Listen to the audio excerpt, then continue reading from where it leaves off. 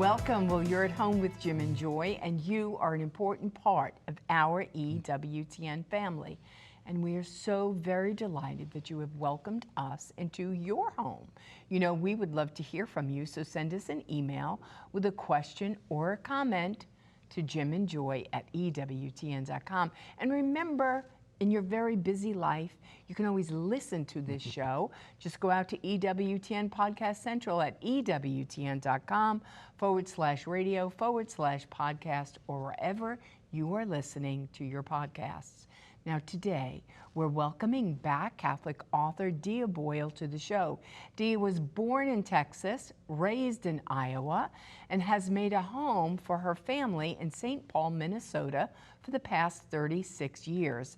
And as a graduate student of the Pontifical Institute for Medieval Studies in Toronto, she earned a licentiate in medieval studies and also met her husband, John.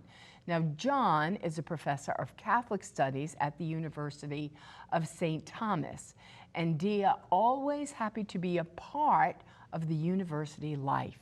She treasures her role as faculty wife and friend and mentor to now over 3 generations of college students. And today she's here to speak with us about the nature and the purpose of the home and how to make it a space of love and peace. In her beautiful book called The Thoughtful Home, you could go out to her website, diaboyle.com, or go out to EWTNRC.com and get a copy of this book. You know, we had such a beautiful conversation with her. You know, the importance, you know, because as you get older, nothing just happens by accident. There's such an intentionality that you have to be so intentional with your decisions and choices, you know, because it doesn't just organically happen. We have to train up the children in the way that they should go, about the culture of your family and your life and the way your house looks and smells, and the most important thing, the human beings that are coming forth from it. What a responsibility God has given us, and we need God's help to do that. So thoughtful, when I first saw the term thoughtful, I was thinking about kindness, like we're both good, but you're especially kind. In other words, we would take in some people that didn't have a place and we put them in a room and say, so here's your room, but you'd go and, you know, put a candle by it, put a flower. That's thoughtfulness, that's kind. But it's even deeper in terms of what she's saying, and it's intellectually, rationally thinking. And I keep hearing, you know, the word of the Lord that says, this is the way, walk in it. Yes. And I think we have generations that say, can you really know the way? I mean, do we know the way? Is there a way? Yeah, and it doesn't mean that you gotta do everything exactly the way I'm doing it, you're doing it, but there's virtues, there's respect, there's service, there's relationship, there's eye to eye, there's face to face, there's time, making time. It's important. It's what it means to be human. Yes. And these are universals that aren't only Catholic, they're universal realities. And somehow they're written on the heart of the people, and Dia is kind of provoking that by raising all these different issues, and they're saying, I want that way, but I don't know what that looks like. You know, I haven't even seen that.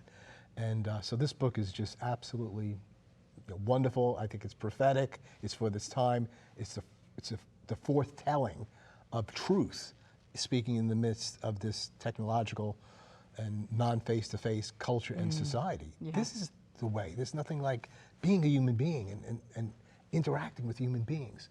And I want to model that for you as best I can, and I want to give you this way as a choice. This is the way. Walk in it. We'll be right back. Plenty more to come. Don't go away.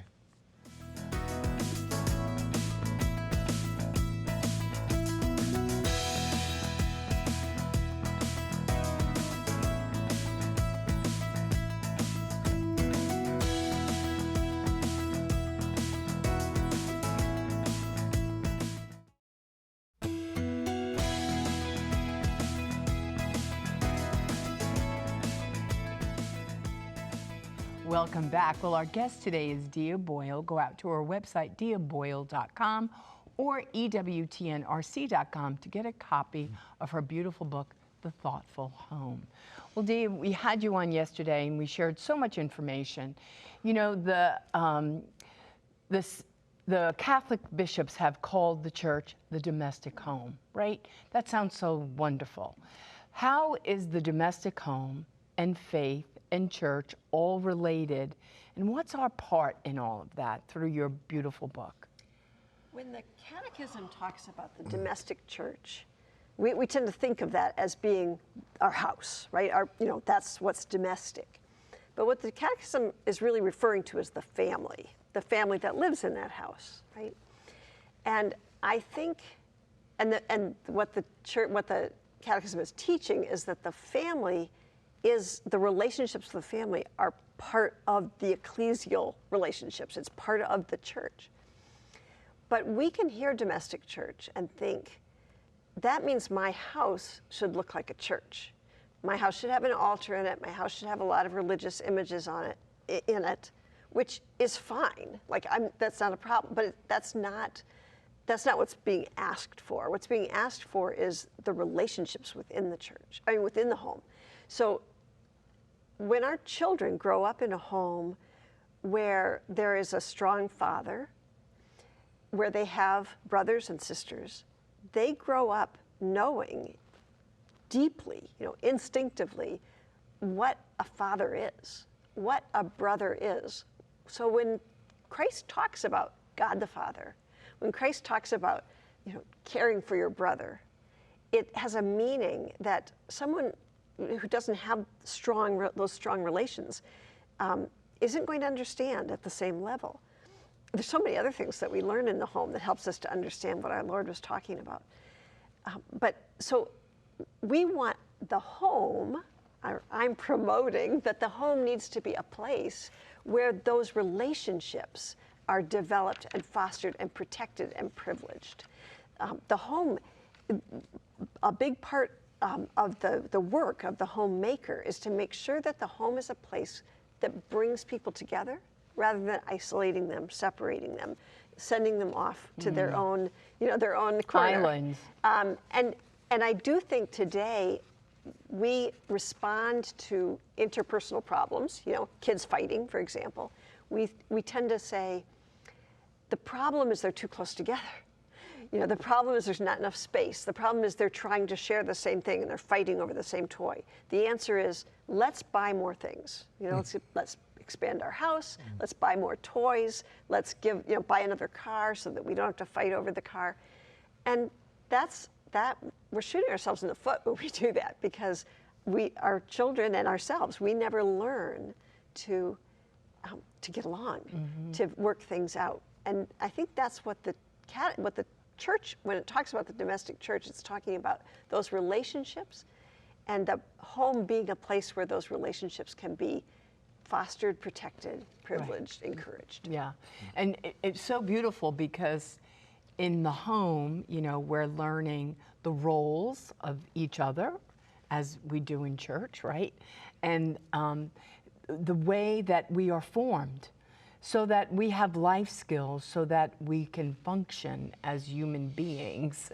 But our culture, like you said, is increasing. It's more, when maybe it's less, and let's do the basic things, because we're not even doing the basic things in our homes, right? We're not caring, we're not nurturing, we're not creating a safe space to say, it's rough out there in the world.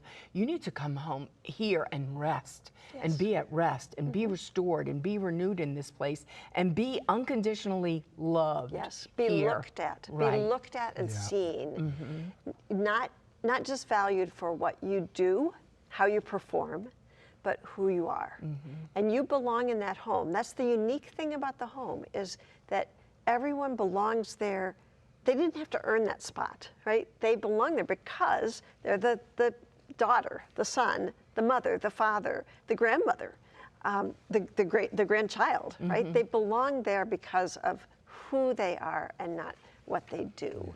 And there's not many other places in the world like that. The church is one of those places too, right? And that's why I think part of the relationship between the home, the domestic church, and the actual church, I guess. I was sharing with you backstage about how you started out the book, and I found it very helpful, and I think we're touching on what you said here. So Flannery O'Connor tells the story of a young Tarwater, Yeah. an orphaned boy raised in a backwoods cabin by his mad moonshine-making great uncle who leaves his home and goes to the city for the first time. Looking around, he observes that unlike back home, you have to do something, particularly here, to make them look at you. The boy senses that what characterizes the home, even his eccentric and impoverished home, is that one is expected to be looked at and attended to. So that's what we're sharing here. It's that you are a human being, you are sacred, you are irreplaceable. It's not what you do, although there's better things to do than not to do here. We're not denying that. But I love you because you're you, and you're in this family. And that's our identity. And lots of times we can't do that for ourselves. Somebody has to do that. Yes. And go ahead. And someone saying the words isn't enough, right? Maybe we don't even need to say the words, although I think it's often good to say the words, right? But we have to show that they matter to us. And so from the homemaker's perspective, and when I say homemaker, I think young people today often look at the homemaking as a team sport. It's something the husband and wife do together. And I think that's great. In my experience, I've been the primary homemaker with a lot of support and help from my husband. There's lots of different ways to do it, and I am not advocating for any one particular way. But the one thing that is so essential is that the homemaker or homemakers, she has time and gives attention to those people who are in the home. That's her role. That's her job as a homemaker. Not just as a mother, but as a homemaker. She's looking at the people that live there, including herself, and saying, what's going on with these people? What do they need? My favorite line a lot of times is, there's something going on with that kid. And I would notice that, one of my children, I wouldn't necessarily know what was going on with that kid, but I would realize something's off. And then I would go and I'd talk to my husband and we'd kind of analyze it, try to figure it out, and then, theorize and come up with a plan. But if I hadn't had the time and the attention, like today, you can have your earbuds in and you're there, you're present, but you're not really paying attention. If I wasn't paying attention, I wouldn't have realized that something was off, because it wasn't dramatic. He wasn't, it's not that he didn't come home, right? He came home, just there's something about his mood. Right. Yeah. And I think that's the homemaker. The homemaker is paying attention. And our culture, our society it's not easy to pour time into these things. Our society is very efficient. Americans love efficiency, right? And efficiency is a great thing, but not efficiency when it comes to knowing our families, right? Right. That takes time. And so that's a countercultural move that we have to make. Right. I really think everyone needs to push back against that. We're always multitasking. We're always trying to get the most out of every minute. No, we need to waste time with each other. So you draw the line in certain places because you understand virtue and the human person and what we need to do. So it isn't just like, what do you mean that there's a way? And listening to what you're saying, and I'm just kind of saying, for me, it's kind of like, well, duh, doesn't everybody know that? And your answer is no. No. And that includes the Catholic community too. Absolutely. Is that there may be good people, they are Catholic, they go into, but these fundamentals and these arduous things that we need to do have not really been discussed or modeled. Right. And you're trying to bring people along. And I think light bulbs will go off with what you're saying because it's already written on their hearts. But somebody has to say it and do it. And be there. It's a lot of work, and it takes a lot of sacrifice. And it doesn't necessarily mean the father as the primary breadwinner and the mother staying at home full time. That's a great solution, actually, but it's not always what the couple wants, right? For whatever reason. And I've had to learn that. I used to be very black and white. Back in the 90s, the mommy wars, right? I was on one side and they were on the other. But I've learned, no, that's actually not true. I've watched many, many women with big careers who've raised beautiful families, but I've realized they've found a way to pour time into their families. Maybe there's other parts of their life that they have cut down, but there are parts that weren't as essential. Right. Yeah. And there are moms who were at home full time and didn't, weren't willing to make the sacrifices to protect that space, and not just protect, but foster the life, right? To nurture and grow healthy human beings. Yeah. Well, you keep using the word in the book anyway, flourishing. I love that word. I know you do. It was there, and I said I used it something I was writing, but we don't really in one way want to be content with just a mediocre life. We want you to flourish. I'm going to give you the best food, but you have to eat it. You know what I'm saying? To flourish. That's what we want for everybody in this family. That's what Christ desires for us. We're going to take a break and come back. So be thinking about your best stuff that you want to give here. Okay. And so I hope you're enjoying as much as we are the conversation with Dia Boyle, diaboyle.com. The Thoughtful Home. Strongly recommend the book. We'll be right back. Plenty more to come. Don't go away.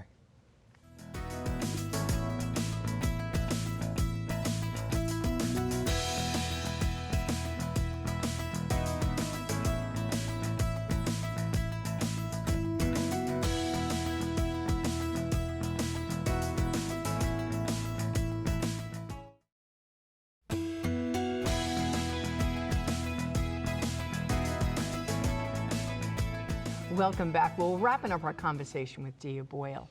Beautiful book called The Thoughtful Home. It'd be a great summer read. You can get this book at EWTNRC.com or diaboyle.com. Well, Dia, how important and what effect does the home have in the culture and society and all that's going on in this world? I love that question because we can think that the home is, especially if we're uncomfortable with what's going on out there, and I think most of us are uncomfortable with what's going on out there in society, we can think of the home as a fortress. It's a place to keep the culture out. And there's another way of looking at it as the home, we just open the doors and open the windows and let the culture in. And I think neither one of those ways is very good because on the one hand, the fortress, we like the safety of it, but we're built for the world, and our children are built for the world, and they want to be out there, and the world's going to get in, and open up the windows and the doors to the world. Well, we have to be careful about that because there's a lot out there that isn't good. So I like to think of the home more like a filter. We let society come in. We let the ideas of the world come in, but we filter them, and we're careful about those ideas that we promote, and those ideas that maybe they come in, but we are able to give another idea, an antidote to them, I guess I would say. That's the kind of the society coming into the home. But I think, what does the home do for society? Right. Is this just kind of selfish, that we're just worried about our own little home and forgetting about society? I think that's foolish because we have such an impact on society by the people we send out into society from our homes, including ourselves, right? It's not just our children, not just my husband or your spouse, but our own selves. People who are adequately cared for, right? Or well cared for. People who've had a good meal, people who've had a good night's sleep, but people also who know how to deal with other human beings. They're in a lot of human contact in a natural way. So when they go out in the world, in the professions, they know how to look someone in the eye. They know how to, they smile, they want to serve because they understand service. Sometimes a kid doesn't want to serve his own siblings or his mom and dad, but he's happy to serve when he gets a job at Chick-fil-A or something, right? He wants to make the customer happy. People that know how to compromise, how to work together with people that don't agree with them, because that happens in the home. I like to think if you just think about your children's teacher or your Uber driver or your TSA agent, do you want those people to be from good, flourishing homes? Yes, right? Right. Doesn't it sound good? Like you know that your Uber driver is going to be pleasant to be around Right. because he had a good meal this morning and someone loves him at home. And that extends, so if you think everyone we send out into the world has that capacity to give to the world. Right, and the impact that they will have in the sphere that God is sending them into. Exactly, exactly. Yeah. We also impact society by bringing society into our homes in hospitality, and I think that's a very important apostolate, or it's not even an apostolate, it's so natural to human beings. But, and that's something that people are very hesitant now to have people over. To care for our neighbor. Have over, yes. And so that's another way that we impact society, is by letting society in and seeing, for our friends' children or our children's friends to come into our home and see they eat dinner together as a family. They do that on a Wednesday night. Yes. That has a big impact. Yes. That can change a life. And so, this is essential to the society and any profession. You ask any profession, ask a doctor, does the home life matter of your patients? Absolutely. Right. The teacher, does the home life matter? You got to be kidding. Of course it does. Right. Every profession knows that. And so we have to take that seriously and say, oh, that's my role then, Right. is to make this a home that produces those kids. So well said. Thank you so much for being on At Home with Jim and Joy, and welcome to EWTN. Thank Hopefully you. we'll get to share with you soon into the future. And I think of John Paul II and your service to what he said, that as goes the family, so goes the nation, so goes the world. In my view, as well, so goes the church, and you're helping to raise up true homemakers. And that's not a little thing, that's a huge thing that impacts the whole world, the church, all people. Thank you for the gift that you've given to the church in your book, The Thoughtful Home. The Thoughtful Home. Go to EWTNRC.com. Strongly recommend you get this book. And be thoughtful. Not only in terms of your virtues and so, but thinking things through of what it means to be a family in this time, and to help everybody in that family to flourish, as Dia says. You're an important part of this EWTN family. You're never alone. You're always at home with Jim and with Joy. Bye now.